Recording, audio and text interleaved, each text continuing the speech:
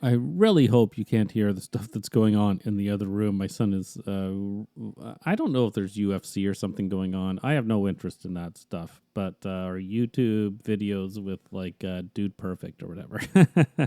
No offense, Dude Perfect. You have more patience than I do. I'll say that.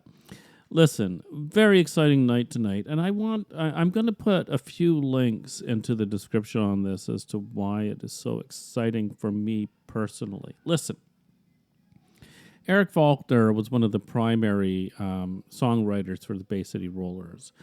And for many years, I didn't even know that he had a solo career, and I didn't know songs that he had written for the Bay City Rollers that never got recorded, and all of this stuff. It has been a fascinating year and a half where I have heard so many great songs that were written by Eric Faulkner. I want to tell you something about the Bay City Rollers while they were under Arista. Arista had 50% artistic control and made the band do covers, okay? Now, here's something else, though. I heard Duncan just recently, Duncan Fora, say that Rock and Roll Love Letter was one of their best songs, and that was a cover. That's indeed true. But I've also read recently that Eric was like, that was really good, right? And there is a book that I'm going to review soon that has said that Rock and Roll Love Letter is the greatest record of all time. But let's keep this into perspective. He does that for several songs and gives an argument why this could be the best song, the best record of all time from a 45 perspective, right? Or maybe even from like back in the shellac days or whatever, right?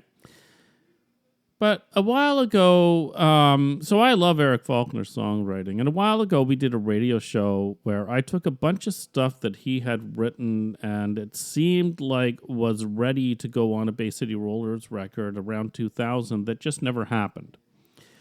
And it was an incredible radio show that we did, and I'm going to put a link to the Spotify for that because it blows my mind every time I hear it because what it proves is that Eric Faulkner and the Bay City Rollers were one of the greatest Britpop bands of all time.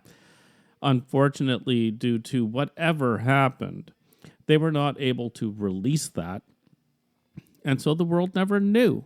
The world never knew. But Eric Faulkner has just dropped a new album on Bandcamp, and I'm going to put a link to that as well.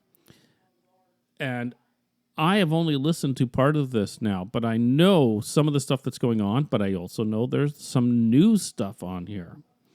But this is just incredible stuff on here, like Automatically Used, Suburbia Heights, Dave's Not Pleased, Gossamer Dream. Gossamer Dream, people have been waiting decades to hear this, and we just heard, like, I don't know if this is the same version, but we just heard this recently. September Rain, I don't know, The Duke, Do the Crab, Hungarian Goulash, which, if you're a guitarist, listen to this and understand where Eric is coming from in guitar, And I'm sorry I'm moving my glasses up like an old man, but everything that's been happening tonight, everything happened so quickly, I haven't even found my other glasses that I usually use, right?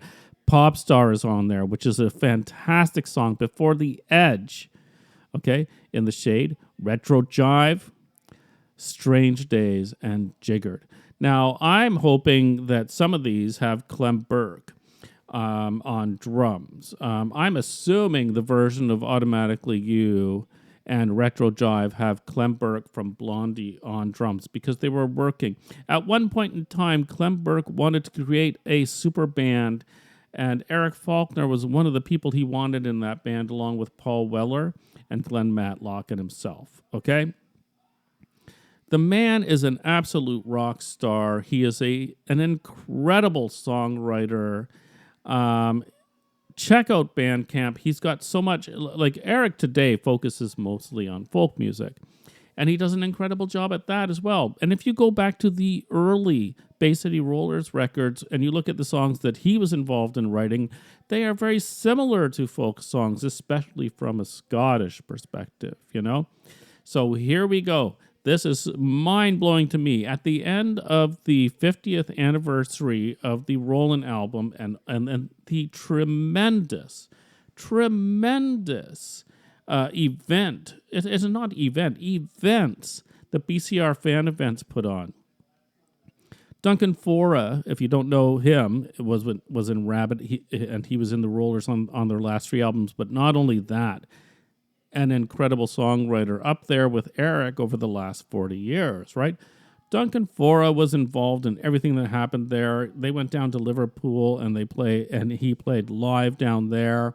There were so many events also in Edinburgh. It's just mind-blowing. And at the tail end of that, to see that Eric has a new album coming out, it's just too much to handle for me. It is absolutely mind-blowing what has happened this week. So anyway, I'm going to go listen to it, and I'm going to put some links, and you can check it out. Yeah, I'm just over the top on this. But the thing is, I have to wrestle my stereo away from my son, who I think is watching UFC. So that's a problem.